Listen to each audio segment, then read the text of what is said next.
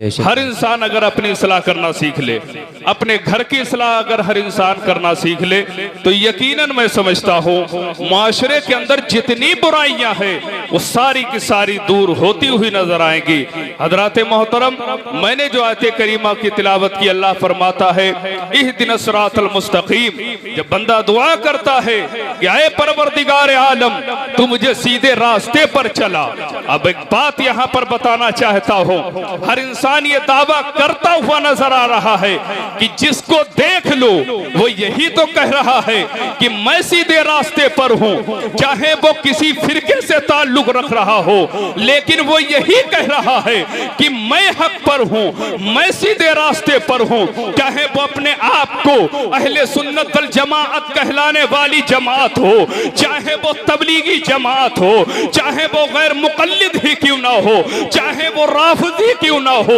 چاہے وہ قادیانی کیوں نہ ہو، لیکن ہر انسان یہی کہہ رہا ہے کہ میں سیدھے راستے پر ہوں۔ لیکن اندازہ کیسے لگایا جائے کہ سیدھے راستے پر ہے کون، کہ کس کے راستے پر ہمیں چلنا چاہیے، آخر سیدھا راستہ کون سا ہے؟ تو قرآن کریم سے پوچھ لیا جائے اور پروردگار کی بارگاہ میں عریضہ پیش کیا جائے، اے پروردگار عالم تو مجھے بتا دے سیدھا راستہ کون سا ہے، کس پر مجھے چلنا چاہیے۔ تو اللہ تبارک و تعالی قرآن مقدس کے اندر ارشاد فرماتا ہے اے لوگو سیدھا راستہ وہی ہے کہ جس کے اوپر میں نے اپنا انعام کیا ہو۔ اب انعام کس کے اوپر کیا ہے؟ اور دیکھو صدیقین کی جماعت ہے، وہ شہداء کی جماعت ہے، وہ اولیاء کی جماعت ہے، وہ علماء کی جماعت ہے۔ میں بتانا چاہتا ہوں اور اس منبر رسول سے یہ پیغام دینا چاہتا ہوں، اس لیے کہ جو اہل سنت والجماعت کا راستہ ہے